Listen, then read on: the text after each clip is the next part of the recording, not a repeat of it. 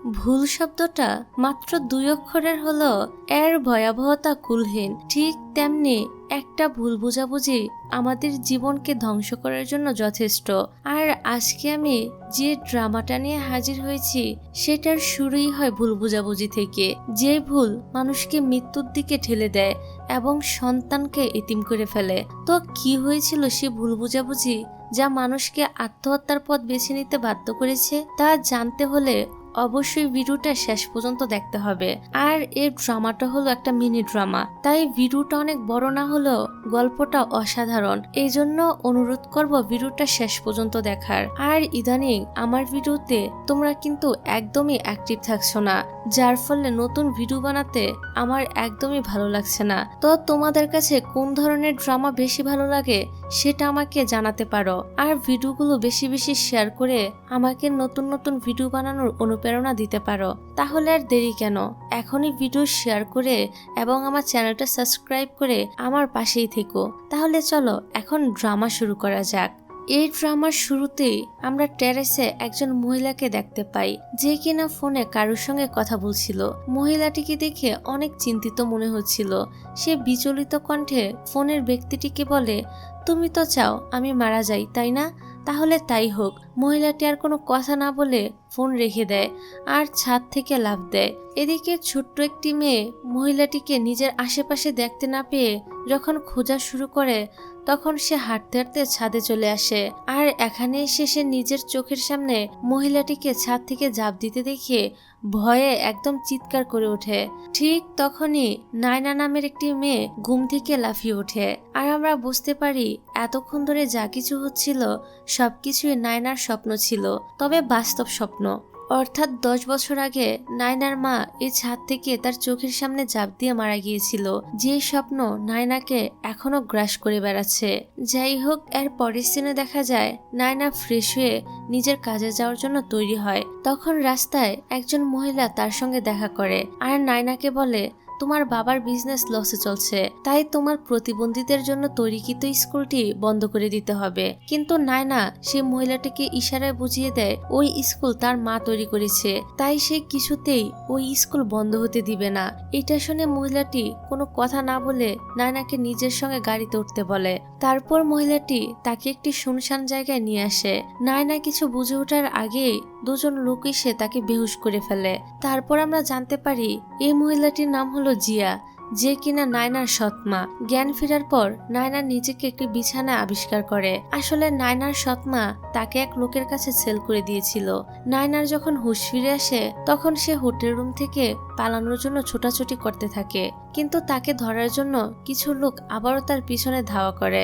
এখানে নায়না হোটেলে ছুটতে ছুটতে একজন ওয়েটারকে দেখতে পায়, যার কাছে সে সাহায্য চাইতেই ওয়েটারটি তাকে তাড়াতাড়ি করে একটি রুমের ভিতরে ধাক্কা মেরে ঢুকিয়ে দেয়, যাতে করে দুষ্ট লোকগুলো নায়নাকে খুঁজে না পায়। তো নায়নাকে যে রুমে পাঠানো হয়েছিল সেখানে আমরা গামিন নামক একজন ছেলেকে দেখতে পাই, যার খাবারের সঙ্গে কেউ একজন ক্ষতিকর ড্রাগস মিশিয়ে দিয়েছিল। তাই গামিং এর বুকে ব্যথা করছিল আর সে ব্যথায় ছটফট করছিল। এখানে গামিং যখন নায়নাকে নিজের রুমে দেখতে পায় তখন সে তাকে জিজ্ঞাসা করে, তুমি কে? নায়না তাকে জানায় কিছু বাজে লোক তার পিছু ধাওয়া করেছে, তাই বাধ্য হয়ে সে নিজেকে রক্ষা করার জন্য এই রুমে আশ্রয় নিয়েছে। আসলে নায়না ছিল বোবা, তাই সে ইশারায় কথাগুলো বলছিল, কিন্তু গামিং নায়নার কথা পাত্তা দেয় না। আর হঠাৎ ড্রাগসের ইফেক্টে সে নায়নার সঙ্গে জোরজবস্তি করতে শুরু করে দেয়। এক পর্যায়ে নায়না নিজেকে কষ্ট করে ছাড়িয়ে সেখান থেকেও পালানোর চেষ্টা করে। কিন্তু এখানে আমরা আরেকটা বিষয় লক্ষ্য করি, তা হলো গামিং যখন নায়নার সঙ্গে জোরজবস্তি করছিল তখন কেউ একজন লুকিয়ে সে মুহূর্তের ছবি তুলে নিয়েছিল। এর পরের সিনে আমরা নায়নাকে দেখতে পাই, সে হোটেল থেকে বাড়ি ফিরে নিজের সৎ মায়ের মুখে জুতা ছুঁড়ে মারে। এমনকি নায়না তার বাবাকেও সবকিছু খুলে বলে, কিন্তু নায়নার বাবা তার দ্বিতীয় স্ত্রীর পক্ষেই ছিলেন। এইসব দেখে নায়না তার বাবাকে বলে, আমি বেঁচে থাকতে কিছুতেই তোমরা আমার মায়ের স্কুলের ক্ষতি করতে পারবে না। এটা শুনে নায়নার বাবা তার গায়ে হাত তোলে আর বলে, ওই চরিত্রহীনা মহিলার নাম যদি আর কখনো তুমি মুখে নাও তাহলে তোমার খবর আছে। তারপর আমরা গামিনকে অফিসে দেখতে পাই, যার কাছে তার অ্যাসিস্ট্যান্ট আসে আর তাকে একটি মেয়ের ছবি দেখিয়ে বলে, আমরা কাল রাতে আপনার রুমে এই মেয়েটিকে পাঠিয়েছিলাম। কিন্তু গামিং সেই মেয়ের ছবি ভালো করে দেখে জানায় রাতে তার রুমে যে মেয়েটা এসেছিল এটা সেই মেয়ে না। এদিকে নায়নার সৎ বোন নায়না এবং গামিং এর ভাইরাল হওয়া ছবি তার বাবাকে দেখায় আর বলে, মনে হচ্ছে নায়না এবং গামিং এর মাঝে কিছু একটা চলছে। যা দেখে নায়নার সৎ মা বলে, এই মেয়ে আমাদের পরিবারকে ডুবাবে। প্রথমে এই মেয়ের মা গামিং এর বাবার সঙ্গে সম্পর্কে জড়িয়েছিল আর এখন এই মেয়ে গামিং এর সঙ্গে নষ্টামি করছে। অন্যদিকে অফিসে যখন গামিংও দেখে তার এবং নায়নার ছবি ভাইরাল হয়ে গিয়েছে, তখন সে সিদ্ধান্ত নেয় সবাইকে জানিয়ে দিবে নায়না তার হবু বউ, আর এই মিথ্যা বলেই ছবি ভাইরালের বিষয়টা তাকে সামাল দিতে হবে। তাই দেরি না করে গামিং জলদি নায়নাকে খুঁজতে চলে যায়। রাতে নায়নার সৎমা আবারও নায়নাকে জোর করে কিডন্যাপ করে আর ওই বৃদ্ধ বিজনেসম্যানের গাড়িতে তুলে দেয়। কিন্তু তখনই সেখানে গামিং চলে আসে আর তার কাছে পুরো বিষয়টা দেখে ঘটকা লাগে। তাই সে নায়নাকে বাঁচাতে চলে যায় এবং সব গুন্ডাকে ইচ্ছামতো রামধুলাই দিয়ে নায়নাকে বাঁচিয়ে নেয়। তারপর নায়নাকে রক্ষা করে গামিং তাকে নিজের সঙ্গে যাওয়ার জন্য বলে। নায়না আর মানা করে না, তার সঙ্গে চলে যায়। তারপর গামিং এর বাড়ি আসতেই সে নায়নাকে ফেক এঙ্গেজমেন্ট পেপারে স্বাক্ষর করতে বলে। যা দেখে নায়না বলে, আমি সবকিছু করতে রাজি, কিন্তু এই ফেক এঙ্গেজমেন্টের কি খুব দরকার? যা শুনে গামিং তাকে সরাসরি জানিয়ে দেয় এটারই সবচেয়ে বেশি দরকার। এমনকি এই কাজের জন্য সে নায়নাকে ওয়ার্কারের মতোই বেতন দিবে। গামিং যখন উল্টো দিক মুখ করে নায়নাকে নিজের চুক্তি সম্পর্কে বলছিল, তখন হঠাৎ করে নায়নার কাছে প্রধান শিক্ষকের কল আসে। তাই সে গামিংকে কিছু না জানিয়ে সেখান থেকে চলে যায়। নায়নার এমন ব্যবহার দেখে গামিং তো একদম রেগে যায়। পরের দিন নায়না গামিং এর বাড়িতে আসে এবং জানায় সে সবকিছু মেনে নিতে রাজি, কিন্তু এর বদলে গামিংকে তার মায়ের বিশেষ চাইল্ড স্কুলটি তার বাবার কাছ থেকে কিনে নিতে হবে, যাতে করে এই স্কুলটি হাতছাড়া না হয়ে যায়। কিন্তু গামিং এসবে রাজি ছিল না। যা দেখে নায়না তাকে পটানোর জন্য তার অনেকটা ক্লোজ হতে শুরু করে। নায়নার এমন কর্মকাণ্ড দেখে অবশেষে গামিং তার শর্তে রাজি হয়ে যায়। কিন্তু সে নায়নাকে পই পই করে জানিয়ে দেয় মেয়ে মানুষের এমন গায়ের উপর হুমড়ি খেয়ে পড়াটা তার একদমই পছন্দ না। অর্থাৎ বুঝেই যাচ্ছে যে সে চাইছে যেন নায়না তার কাছ থেকে দূরত্ব বজায় রেখে চলে। কিন্তু সে নায়নাকে জানিয়ে দেয়, যেহেতু তুমি আমার হবু বউয়ের রোল প্লে করবে, তাই তুমি সকলের সামনে আমার কাছাকাছি আসতে পারো আর আমাকে এমন ভাবে ট্রিট করবে যেমন ভাবে হবু বউ তার হবু স্বামীকে করে। এছাড়া এখন থেকে তুমি আমার বাড়িতেই থাকবে, কিন্তু আমরা দুজন আলাদা আলাদা রুমে থাকবো। গামিং এসব বলে নিজের রুমে চলে যায়, কিন্তু তার নিজের আচরণের কারণে নিজের কাছে বেশ খারাপ লাগছিল, কারণ সে নায়নার সঙ্গে অনেক বাজেভাবে কথা বলেছে। যাই হোক, এর কিছুক্ষণ পর নায়না তার কাছে আসে আর বলে, আমার পরার মতো কোনো জামা নেই, তাই আমাকে আমার বাড়ি গিয়ে নিজের জন্য জামা নিয়ে আসতে হবে। এটা শুনে গামিং বলে, এসবের কোনো দরকার নেই, আমি আমার লোককে বলে দিয়েছি তোমার জন্য নতুন জামা নিয়ে আসবে। এটা শুনে নায়না নিজের রুমে চলে যায়। তারপর রাতের বেলা তাদের মধ্যে আর কোনো কথাবার্তা হয় না, যার যার মতো ঘুমিয়ে থাকে। পরের দিন গামিং নায়নাকে তার বাবার বাড়ি নিয়ে যায়, যেখানে গামিং এর দাদা নায়নাকে দেখে তাকে সাইডে নিয়ে গিয়ে বলে, বিয়ে করার জন্য আর কোনো মেয়ে পেলে না? তুমি কি জানো না ওই মেয়ের মাই তো তোমার বাবার জীবন ধ্বংস করে দিয়েছিল? দাদার কথায় গামিং হেসে জবাব দেয়, আমি সবকিছুই বিজনেসের জন্য করছি, সময় হলে আমি নিজেই তাকে ছেড়ে দিব। এটা শুনে তার দাদা অনেকটাই খুশি হয়। এদিকে গামিং এর আন্টি নায়নাকে নিয়ে বাজে কথা বলছিল, যা শুনে নায়নাও তাকে ইশারা করে বলে, আপনাদের বাড়ির ছেলের পিছনে আমি ঘুরিনি, বরং সে নিজেই আমার জন্য দেওয়ানা। তারপর প্রেস কনফারেন্সে যাওয়ার জন্য নায়না যখন তৈরি হচ্ছিল, তখন গামিং এর কাছে নায়নার সৎ বোন আসে, যে কিনা নায়নার সম্পর্কে তাকে খারাপ খারাপ কথা বলে, কিন্তু গামিং সেই সবে পাত্তা দেয় না। তারপর যখন গামিং এবং নায়না প্রেসের সামনে যায়, তখন তার আরেকটি ছেলের সঙ্গে ছবি ভাইরাল হয় এবং মিডিয়া এই নিয়ে তাকে অনেক কথা শোনাতে থাকে, যা দেখে গামিং তাকে এখান থেকে নিয়ে চলে যায়। আসলে এই সব ছিল নায়নার সৎ মায়ের কাজ, যে কিনা নায়না এবং গামিংকে আলাদা করার জন্য পিছনে লেগেছিল। যাই হোক, এবার রুমে এসে নায়না গেমিংকে বোঝানোর চেষ্টা করে যে এই ছবিটা ফেক। এটা শুনে গামিং তাকে এসব নিয়ে চিন্তা করতে নিষেধ করে, এমনকি সে নিজে লোক লাগিয়ে দেয় যে এই ফেক নিউজ কে রটিয়েছে তাকে যেন জলদি খুঁজে বের করা হয়। এদিকে নায়না পাশের রুমে চলে গেলে গামিং এর কাছে তার অ্যাসিস্ট্যান্ট আসে, যে কিনা গামিংকে বলে, এখন তো সব সমস্যার সমাধান হয়ে গিয়েছে, তাই আপনার উচিত হবে মিডিয়াকে জানিয়ে দেওয়া যে নায়না ম্যাম আপনার সঙ্গে চিটিং করেছে, তাই আপনি তার সঙ্গে ব্রেকআপ করছেন, এতে করে আপনি তার হাত থেকে খুব সহজে রেহাই পেয়ে যাবেন। কিন্তু গামিং এসব না শুনে অ্যাসিস্ট্যান্টকে নিজের কাজ করতে বলে। অন্যদিকে নায়না পাশের রুম থেকে তাদের কথাগুলো শুনে অনেক কষ্ট পায়, তাই সে গামিংকে বলে সে সবকিছু স্বীকার করবে আর মিডিয়াকে জানিয়ে দিবে তার এবং গামিং এর ছবিগুলো ফেক। কিন্তু গামিং তাকে এসব করতে নিষেধ করে।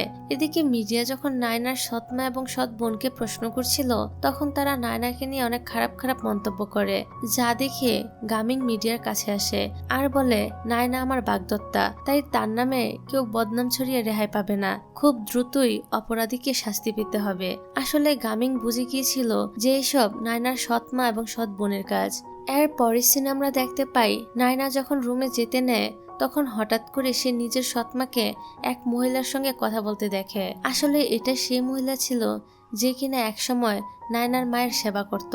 সকলে চলে যাওয়ার পর নায়না বুদ্ধি খাটিয়ে গামিং এর অ্যাসিস্ট্যান্ট থেকে ওই মহিলার নাম্বারটা নেয় এবং অ্যাসিস্ট্যান্টকে বলে আজকে আমার ছুটি, আমি আমার বাড়ি যাচ্ছি, তুমি তোমার বসকে এটা জানিয়ে দিও। তারপর যখন নায়না তার বাড়ি যায়, তখন তার বাবা সহ বাকিরা তাকে উপেক্ষা করে এবং বাড়ি থেকে চলে যেতে বলে, যা শুনে নায়না অনেক কষ্ট পায়। কিন্তু সে যখন বাগানে গিয়ে তার বাবাকে নিজের শৈশবের কথা বলে, তখন তার বাবাও অনেক ইমোশনাল হয়ে যায় আর তাই সে নায়নাকে ডিনার পর্যন্ত এখানে থাকার অনুমতি দেয়। এদিকে নায়না চলে যাওয়ার পর গামিং তার অ্যাসিস্ট্যান্টের কাছে বারবার নায়নার কথা জিজ্ঞাসা করছিল, যা শুনে অ্যাসিস্ট্যান্ট বলে আপনার কি ম্যামের জন্য চিন্তা হচ্ছে? কিন্তু গামিং এর চিন্তা হলো সে পুরো বিষয়টাই অস্বীকার করে আর নায়নার বাবার সঙ্গে কথা আছে বলে নায়নার বাড়িতে চলে আসে। তবে পথে তার নায়নার সঙ্গে দেখা হলে সে নায়নাকে বাড়ি ফিরতে বলে, যা শুনে নায়না তাকে জানায় আজ সে এখানেই থাকবে। তাই গামিংও তার অ্যাসিস্ট্যান্টকে কল করে জানিয়ে দেয় সে রাতে নায়নাদের বাড়িতেই থাকবে। তারপর বাড়ি এসে গামিং নায়নার বাবার সঙ্গে অনেক ভালো ব্যবহার করে, কিন্তু লোকটি তাকে এড়িয়ে চলে।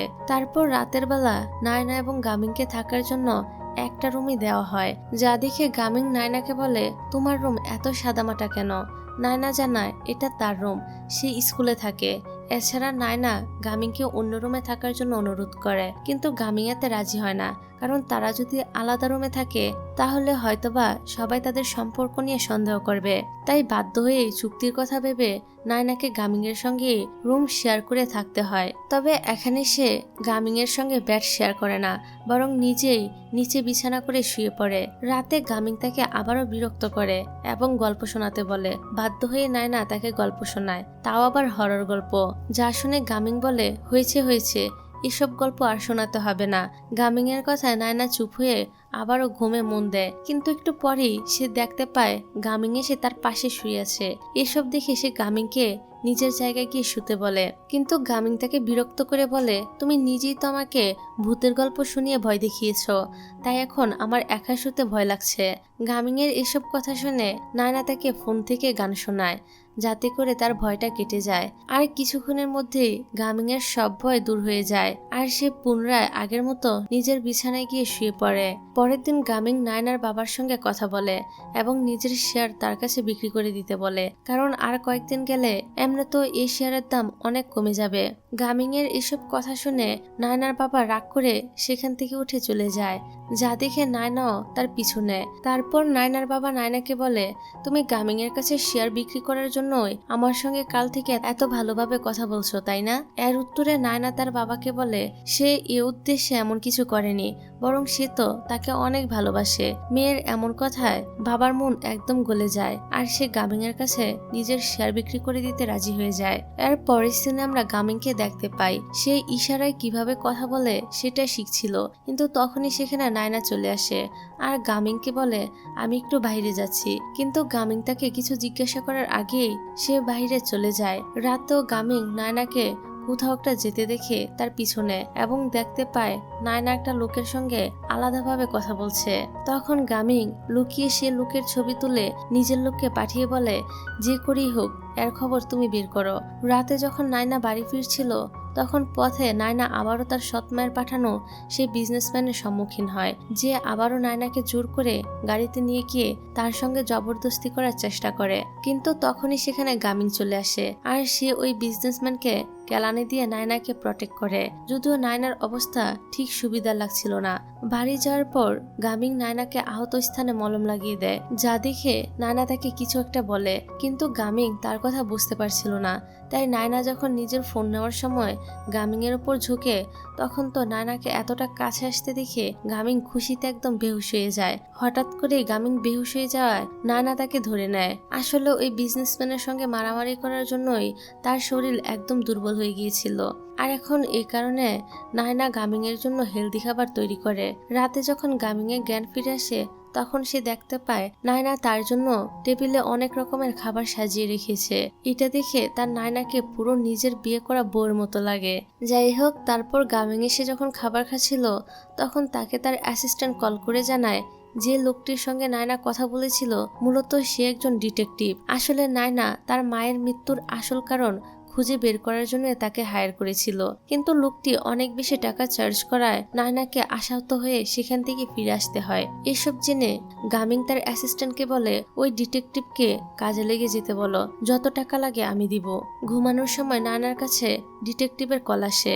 সে যখন জানতে পারে ডিটেকটিভ তার কাজ করবে, তখন সে তো খুশিতে আত্মহারা হয়ে যায়। পরের দিন গামিং সকাল সকাল তৈরি হয়ে নেয়, কারণ নতুন শেয়ার কেনার ফলে তাকে নায়নার বাবার সঙ্গে প্রেস কনফারেন্স করতে হবে। নায়নাও সুন্দরভাবে তৈরি হয়ে নেয়, আর তাকে দেখে তো গামিং একেবারে ফিদা হয়ে যায়। প্রেসে নায়নার সৎ মাও ছিল, যে কিনা সেখানে এসেই নিজের নাটক শুরু করে দেয়। তারপর নায়না যখন সেখানে উপস্থিত হয়, তখন তার সৎ মায়ের বান্ধবীরা বলে তোমার মা তোমাকে কত ভালোবাসে, তার জন্যই তো তুমি এত ভালো ছেলে পেয়েছ। নায়না এসব শুনে নিজের মায়ের কাছে যায় এবং ড্রিঙ্কস চার্জ করার নাম করে তার গায়ে ড্রিঙ্কস ফেলে দেয়। তারপর নিজেই সৎ মাকে একটি জামা দেয় বদলে আসার জন্য। তারপর নায়নার সৎ মা যখন রুমে জামা বদল করতে আসে, তখন তো সে এয়ার হোস্টেজের জামা দেখে একদম অবাক হয়ে যায়। ঠিক এই সময় নায়না সে রুমে আসে আর বলে কি এয়ার হোস্টেজের জামা দেখে অনেক বেশি অবাক হচ্ছ কেন? তুমি যে আগে এয়ার হোস্টেজ ছিলে তা কি ভুলে গিয়েছ? আর তোমার মেয়েও তো তোমার এক্স হাজবেন্ডের ঘরের না, বরং আমার বাবার নাজায়েজ মেয়ে। এসব শুনে নায়নার সৎ মা বলে হ্যাঁ, তুমি যা বলছো সবকিছুই ঠিক, আর এসব তোমার বাবাও জানে। এখানে নায়নার সৎ মা তো নায়নার মাকে নিয়ে বাজে কথা বলতে শুরু করে দেয়, যা নিয়ে নায়না এবং তার মাঝে এক প্রকার যুদ্ধ শুরু হয়ে যায়। এদিকে নায়নার বাবা যখন মিটিং শুরু করতে যাবে, ঠিক তখনই বড় মনিটরে নায়না এবং তার মায়ের ফুটেজ চলে আসে, যেখানে তারা দুজন ঝগড়া করছিল। নায়নার সৎ মা তাকে বলে তোমার বাবাই আমার পিছু নিয়েছিল, আর তোমার মাও তাকে আমার হাত থেকে বাঁচাতে পারেনি, আর সে বেঁচে থাকলো কখনো নিজের স্বামীকে আমার হাত থেকে বাঁচাতে পারতো না। এসব শুনে গামিং এবং নায়নার বাবা তো সে রুমে চলে আসে। এখানে নায়নার বাবা নিজের স্ত্রীকে প্রটেক্ট করে নায়নার সঙ্গে খারাপ ব্যবহার করে, যা দেখে নায়না অনেক কষ্ট পায়। তখন গামিং নায়নার বাবাকে বলে নিজের বউর দোষ লুকিয়ে আপনি নির্দোষের মুখ বন্ধ করছেন। এখানে তখন নায়নার সৎ মা নায়নার বাবার কাছে ভালো সাজার চেষ্টা করে আর বলে আমি এসব নিজের মেয়ের জন্য করেছি, কারণ তুমি তাকে নিজের মেয়ে হিসেবে কখনোই মেনে নেওনি। নায়নার বাবার বাহিরের পরিস্থিতি সামাল দিতে যখন সেখান থেকে চলে যায়, তখন নায়নাও তার পিছনে পিছনে যেতে থাকে, কিন্তু সৎ মা তাকে বাধা দেয়। ফলে নায়না তাকে ধাক্কা দিয়ে যেতে গেলে সৎ বোন তাকে ছুরি দিয়ে আঘাত করে। যদিও নায়নার কিছু হওয়ার আগেই গামিং তার সামনে চলে এসেছিল, তাই নায়নার বদলে গামিং এর হাত কেটে যায়, আর সে নিজের রক্ত নিজেই দেখে একদম অজ্ঞান হয়ে যায়। তারপর গামিংকে হাসপাতালে নেওয়ার পর ডাক্তার জানায় তার কোনো একটা রোগ আছে, যার ফলে সে রক্ত কিংবা দুর্ঘটনা দেখলে এত বেশি ভয় পেয়ে যায়। তারপর সিনটা অতীতে চলে যায়, আর আমরা গামিং এর পাস্ট লাইফের কিছু অংশ দেখতে পাই। আসলে ছোটবেলা একবার যখন গামিং স্কুল শেষে বাড়ি ফিরছিল, তখন সে জানতে পারে কেউ একজন বারিন্দা থেকে নিচে ঝাঁপ দিয়েছে, আর সেও কিছু না বুঝে ওই ভয়ঙ্কর দৃশ্য দেখার জন্য ছুটে সেখানে চলে যায়। আর এখান থেকে সিনটা আবারও বর্তমানে চলে আসে। আমরা দেখতে পাই গামিং এর জ্ঞান ফিরে আসলে সে নায়নাকে জড়িয়ে ধরে। ঠিক তখনই তাদের অ্যাসিস্ট্যান্ট চলে আসে, কিন্তু অ্যাসিস্ট্যান্ট তাদেরকে এতটা কাছাকাছি দেখে সেখান থেকে কেটে পড়ে। তারপর নায়না বাইরে এসে তার বাবার সঙ্গে দেখা করে আর বাবাকে বলে জলদি তুমি গামিং এর কাছে গিয়ে সেটেলমেন্ট পেপারে স্বাক্ষর করে নাও। আসলে নায়না মনে করছিল তার বাবা তার কাছে ক্ষমা চাইতে এসেছে, কিন্তু তার বাবা আসলে তার কাছে ক্ষমা চাইতে আসেনি, আর তার সাথে অনেক হার্ড হয়ে কথা বলে। বাবার এমন ব্যবহার দেখে নায়না তো অনেক কষ্ট পায়। তারপর তার বাবা বলে তোমার মা আমাকে ধোকা দিয়েছিল। এটা শুনে নায়না তাকে আশ্বাস দিয়ে বলে, আমার মা তোমাকে কখনোই ধোকা দেয়নি, আর এটা আমি প্রমাণ করেই ছাড়বো। যদি আমি এটা প্রমাণ করে দেখাতে পারি তাহলে তুমি তোমার দ্বিতীয় স্ত্রীকে ডিভোর্স দিবে। এছাড়াও তোমার সব সম্পত্তির মাত্র 5% তোমার ওই মেয়েকে দিবে এবং বাকি সব আমার নামে করে দিবে। নায়নার এসব কথা শুনে তার বাবাও রাজি হয়ে যায়, কারণ আপাতত তার ব্যাপারে গামিং এর স্বাক্ষর চাই। যাই হোক, বাড়ি গিয়ে যখন নায়না গামিং এর কাছে স্বাক্ষর চায় তখন গামিং তাকে কিছু জিজ্ঞেস না করেই স্বাক্ষর করে দেয়। আর এখান থেকে সিনটা শিফট হয় আর আমরা দেখতে পাই নায়না স্বাক্ষর করা পেপার নিয়ে যখন তার বাবার বাড়ি আসে তখন সে ওই বাড়িতে নিজের সৎমাকে দেখে বাবাকে জিজ্ঞাসা করে, এখনো তুমি এই মহিলাকে বাড়ি থেকে বের করোনি কেন? এটা শুনে তার বাবা বলে, সবে মাত্র তো ডিভোর্স হয়েছে, এখনই কিভাবে আমি তাকে বের করে দিব? আর তোমার মা সুইসাইড করে নিয়েছিল, তার মৃত্যুর পিছনে তোমার সৎমার কোনো হাত নেই, তাই দয়া করে তুমি এত নির্দয় হবে না। ঠিক তখনই সেখানে গামিং এসে উপস্থিত হয় আর গামিং নিজের সঙ্গে করে নায়নার আপন মায়ের পুরনো কেয়ারটেকারকেও নিয়ে আসে, যে কিনা নায়নার বাবার সামনে সব সত্যিটা স্বীকার করে নেয় আর বলে, আমি নায়নার মাকে ডিপ্রেশনের জন্য ওষুধ দিতাম, কিন্তু আমাকে টাকার লোভ দেখিয়ে নায়নার সৎমা অতিরিক্ত ওষুধের ডোজ দিতে বলেছিল। এইসব কথা শুনে নায়নার বাবা তো একদম হতবাক হয়ে যায়। তিনি তার স্ত্রীকে যখন এই বিষয় সম্পর্কে জিজ্ঞাসা করে তখন নায়নার সৎমা সবকিছু অস্বীকার করতে থাকে, যা শুনে লোকটি আবারও তার স্ত্রীর কথায় মন ভোলা হয়ে যায়। এমন পরিস্থিতি দেখে সেই কেয়ারটেকার মহিলা পুনরায় বলে, নায়নার মায়ের কাছে প্রায় কেউ একজন বারবার কল করত, অতিরিক্ত কল দিয়ে তাকে ডিস্টার্ব করত, আর যে কল দিয়ে এমন বিরক্ত করত সে হচ্ছে আপনার স্ত্রী জিয়া। তারপর নায়নার বাবা কেয়ারটেকারকে সে নাম্বারটা দেখাতে বলে। নাম্বার দেখার পর তিনি তো একদম অবাক হয়ে যায়, কারণ সে নাম্বারটা আসলেই নায়নার সৎমার ছিল। এখানে নায়নার সৎমা যখন ধরা পড়ে যায় তখন সে আবারও তার স্বামীর মন ভুলানোর চেষ্টা করে, কিন্তু এবার আর নায়নার বাবা তার কথার জালে ফাঁসে না। সে সরাসরি নায়নার সৎমাকে বলে, যেহেতু তোমার সঙ্গে আমার ডিভোর্স হয়ে গিয়েছে তাই এখন আর আমি এ বাড়িতে তোমাকে এক মুহূর্তের জন্য দেখতে চাই না। এসবের পর নায়না সেখান থেকে চলে যায় এবং মাঝ রাস্তায় গাড়ি থেকে নেমে উঁচু দালানের বারিন্দায় গিয়ে দাঁড়ায়। এমনকি সে মদ খেয়ে একেবারে মাতাল হয়ে গিয়েছিল। গামিং যখন এই খবর জানতে পারে তখন সে তাড়াতাড়ি নায়নার কাছে আসে আর তাকে নিচে নামানোর চেষ্টা করে। তখনই নায়না মা বলে চিৎকার করে বেহুশ হয়ে যায়। পরদিন হুঁশ ফিরার পর নায়না দেখতে পায় গামিং তার পাশে ঘুমাচ্ছে। ঘুম থেকে ওঠার পর গামিং তাকে জানায় কাল রাতে সে নেশা করে অদ্ভুত সব কর্মকাণ্ড করছিল, এই কারণে তাকে সারা রাত এখানেই থাকতে হয়েছে আর মা মা বলে চিৎকার করছিলে। নায়না তো এসব কথা শুনে একদম অবাক হয়ে যায় আর গামিংকে প্রশ্ন করে, আমি কি কথা বলতে পারি? হঠাৎ নিজের মুখ থেকে আওয়াজ শুনে নায়না নিজেই হতবাক হয়, একই সঙ্গে সে অনেক খুশিও হয়। এদিকে গামিংও নায়নাকে এতটা খুশি হতে দেখে নিজেও খুশি হয়। তারপর গামিং নায়নাকে তার সঙ্গে করে নিজের বাবার বাড়ি নিয়ে যায়, যেখানে সবাই নায়নার মুখ থেকে কথা শুনতে পেরে একদম আশ্চর্য হয়ে যায়। তারপর গামিং এর দাদা তার সঙ্গে আলাদা কথা বলে, তিনি বারবার নাতিকে বুঝিয়ে বলে যেন সে এখন নায়নাকে ছেড়ে দেয়, কারণ এখন আর তাদের নায়নাকে কোনো প্রয়োজন নেই। কিন্তু গামিং কথার প্রসঙ্গ বদলানোর চেষ্টা করে। তারপর গামিং এর দাদা নায়নাকে কেক খাওয়ার জন্য বলে, যা শুনে নায়না তাকে জানিয়ে দেয় তার কেকের ক্রিমে অ্যালার্জি রয়েছে। এটা শুনে লোকটি আর কথা না বাড়িয়ে সেখান থেকে চলে যায়, কারণ তার ছেলেরও ক্রিমে অ্যালার্জি ছিল। রাতে যখন গামিং এবং নায়না গাড়ি করে বাড়ি ফিরছিল তখন নায়না গামিংকে বলে, যেহেতু এখন আমাদের দুজনের কাজই শেষ তাই আমাদের চুক্তি এখন শেষ। এটা শুনে গামিং বলে, হ্যাঁ ঠিকই বলেছ, কালই আমরা চুক্তি ভেঙে ফেলবো। তারপর রাতের বেলা গামিং এবং নায়না দুজনেই ঠিকভাবে ঘুমাতে পারছিল না। এখানে নায়না তো গামিংকে দোষারোপ করে বলে কিভাবে এত সহজে আলাদা হয়ে যাওয়ার কথা ভাবছে। এদিকে গামিংও একই কথা ভাবছিল। দুজনেই ভাবতে থাকে মানুষ এত সহজে কিভাবে আলাদা হয়ে যেতে পারে। পরের দিন সকালে গামিং নায়নাকে ডকুমেন্টস দেয় আর বলে, আমার আঙ্কেলই তোমার মায়ের ছবি তুলেছিল, এমনকি আমাদের ছবি সেই ভাইরাল করেছিল। এটা শুনে নায়না বলে, যেহেতু তোমার আঙ্কেল আমার মায়ের ছবি তুলেছিল তার মানে সেই পারবে আমার মাকে নির্দোষ প্রমাণ করতে। তাই এখন আমাকে আরো কিছুদিন এখানেই থাকতে হবে আর নিজের মাকে প্রমাণ করতে যথাসম্ভব চেষ্টা চালিয়ে যেতে হবে। এসব শুনে গামিং তো অনেক খুশি হয়ে যায়, কারণ সেও এটাই চাইছিল যেন নায়না তাকে ছেড়ে না যায়। এখানে নায়না আরো বলে, তোমার দাদা তো তোমাকে বিয়ে দিতে চাইছে, তাই আপাতত তাকে জানিয়ে দাও আমরা রিলেশনে আছি। তারপর যখন কাজ হয়ে যাবে তখন না হয় আমরা আবার আলাদা হয়ে যাব। গামিং সবকিছুতেই এক পায়ে রাজি ছিল, কারণ যেভাবেই হোক সে নায়নার সঙ্গেই থাকতে চায়। এদিকে আমরা গামিং এর দাদাকে দেখতে পাই, যার অ্যাসিস্ট্যান্ট তাকে নায়নার ডিএনএ রিপোর্ট এনে দেয়। রিপোর্ট দেখে সে তো একদম অবাক হয় আর বলে, আমি যা সন্দেহ করেছিলাম তাই হয়েছে, এর মানে নায়না আমারই নাতনি। তিনি আর দেরি না করে গামিং এবং নায়নার সঙ্গে দেখা করতে তাদের বাড়ি চলে যায়। সেখানে গামিং তাকে জানায় যে সে নায়নাকে ভালোবাসে। এটা শুনে তার দাদা এসে বলে, তোমরা একে অপরকে ভালোবাসলে এতে তো আর আমার কিছু করার নেই, কিন্তু আমি চাই তোমরা খুব জলদি বিয়ে করে ফেলো। দাদা জোর করে গামিংকে বিয়েতে রাজি করে ফেলে। পরের দিন নায়না জানতে পারে গামিং এর দাদা ছোট থেকেই তার চিকিৎসা করাচ্ছে। ডক্টর যখন নায়নাকে বলে, আপনি যদি গামিং এর কাছাকাছি থাকেন অথবা ফিজিক্যাল ভাবে তার ক্লোজে থাকেন তবে তার রোগ থেকে মুক্তি পাওয়ার সম্ভাবনা আছে।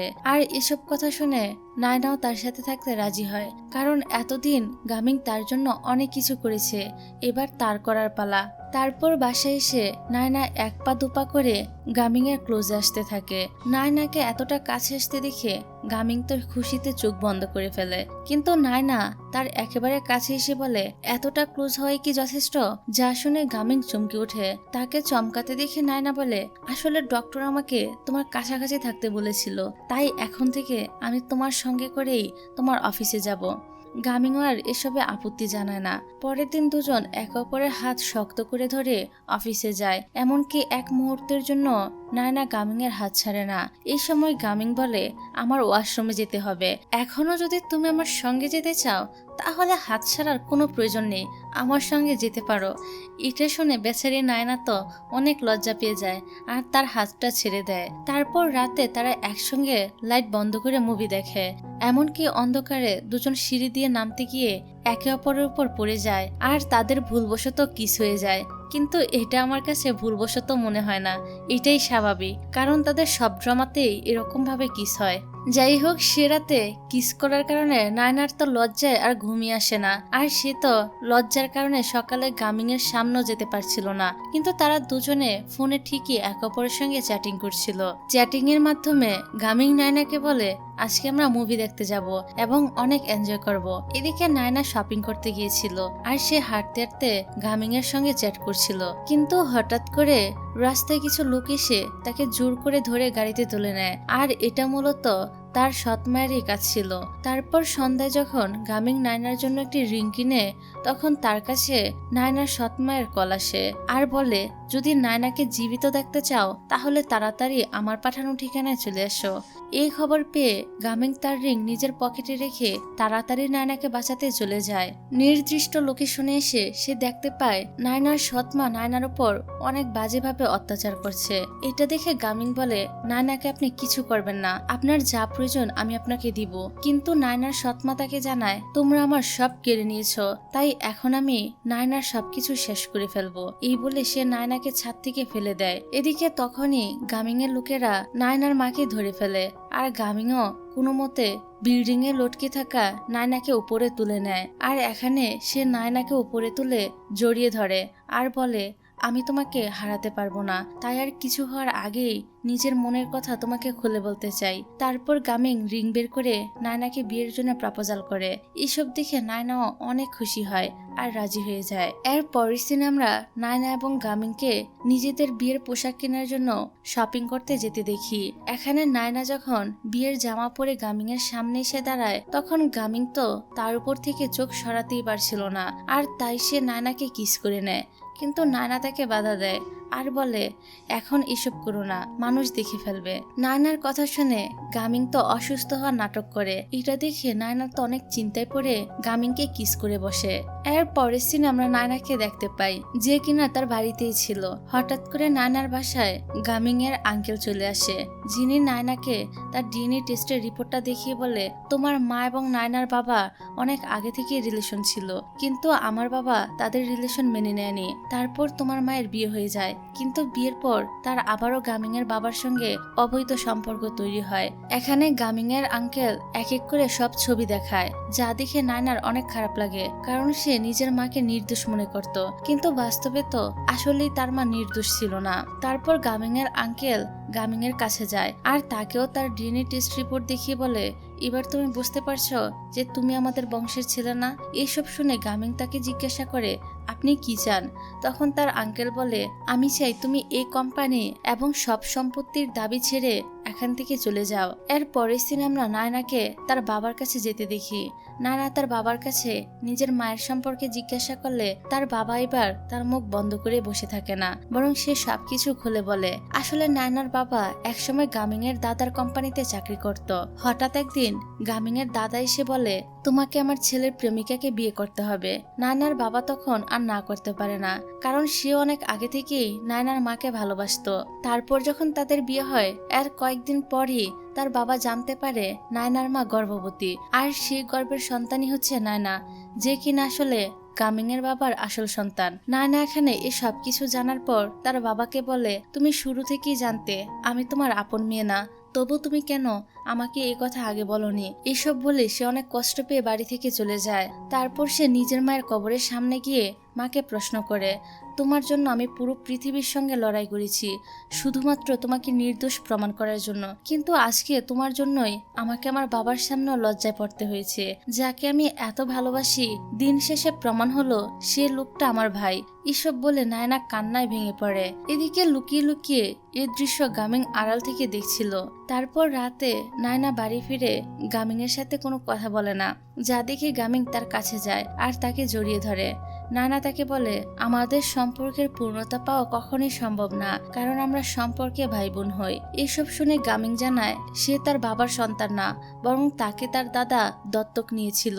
আর যখন তার বাবা মারা যায়, তখন তাদের সব সম্পত্তি তার আঙ্কেল নিজের নামে করার জন্য উঠে পড়ে লেগেছিল। তাই সে সময় গামিং এর দাদা সম্পত্তি বাঁচাতে গামিংকে দত্তক নেয় এবং নিজের ছেলের অবৈধ সন্তান হিসেবে দাবি করে। আর এসব শুনে নায়না তো অনেক খুশি হয়, কারণ তারা ভাই বোন না। আর সে গামিংকেও বলে, তুমি কোনো চিন্তা করো না, আমি সবসময় তোমার সঙ্গে আছি। এটা শুনে গামিং বলে, দাদা বলেছে সম্পত্তি বাঁচাতে হলে আমাকে অন্য মেয়েকে বিয়ে করতে হবে, আর আমাদেরকে ভাই বোন হয়েই থাকতে হবে। এসব শুনে নায়না তো আবারও ভেঙে পড়ে এবং ঘর থেকে বেরিয়ে যায়। তারপর রাস্তায় হঠাৎ সে মাথা ঘুরে পড়ে যায়।